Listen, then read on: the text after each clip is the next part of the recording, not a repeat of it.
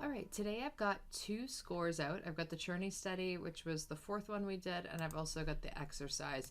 I'm just maximizing both windows for convenience here. I'm going to just pull up the fourth one. Our main point of focus today is going to be on playback controls. You've got a lot of different points of contact with playback controls, so let's get started with the easiest way to play something back, and that's just to click anywhere in the score that you want and hit the spacebar button. And when I'm done, I hit the spacebar button again as a nice little stop and start.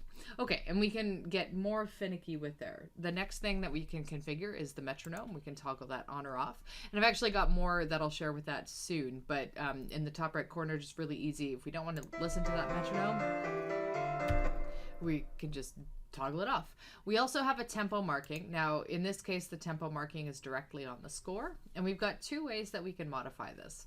And in both scores, I've got a different type of text. So with Churney exercise, like the fifth one that we've done, score 5, we don't have a tempo marking directly on the page. So there's different ways that we can work with this. If we have a tempo marking directly on the page, maybe we've added a tempo when we created the score, or we dragged and dropped the tempo from the palette section, we can just modify the tempo right here. So say 60 is crazy, I want 30. Let's make it really slow.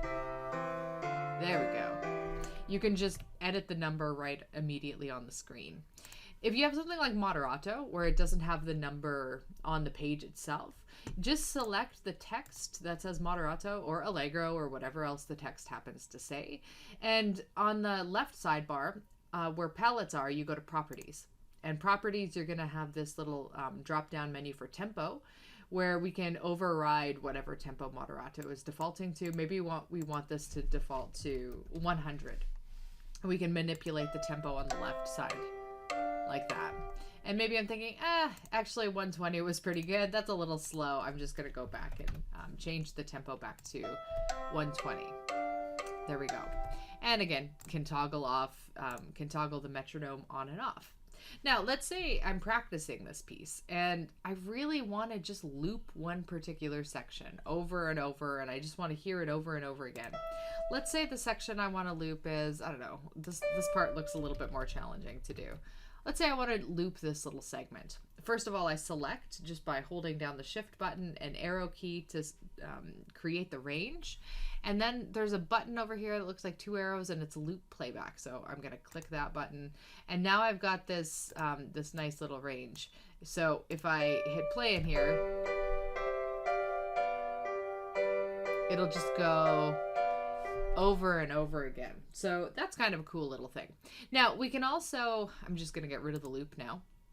We also have even more playback functionality if we undock this little, basically like our tempo stuff in the top right corner. And it's really, really easy to do. So all I'm going to do is take my mouse and drag where the 6 dots are, just kind of drag it off the bar. And now all of a sudden we've got a little bit more detail going on here. I can also push it back just by moving the 6 dots, basically like relocating it. So that's kind of nice. The detail here that's really cool, there's a couple things.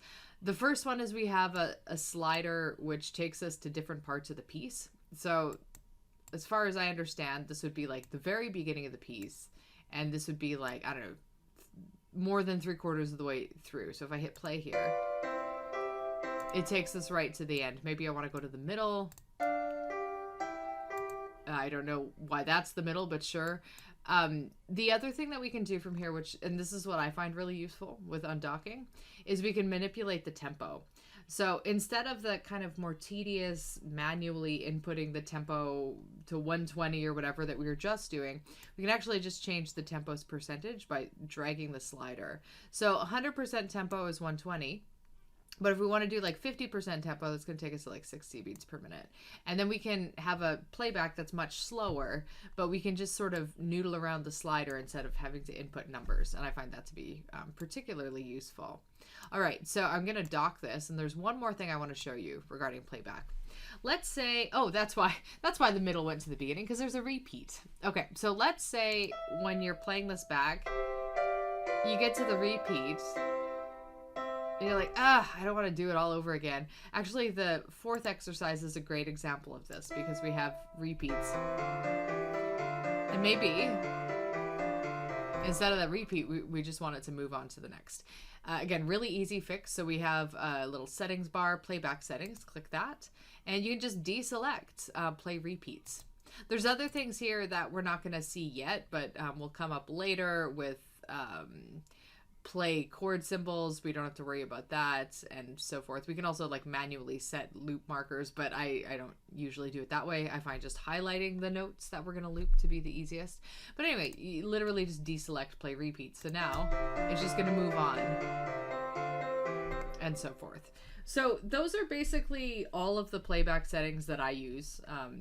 Most of the time I'm just hitting the space bar because I find it really easy. Just pick a spot, hit the space bar. No, I don't like that. Put it here, hit the space bar.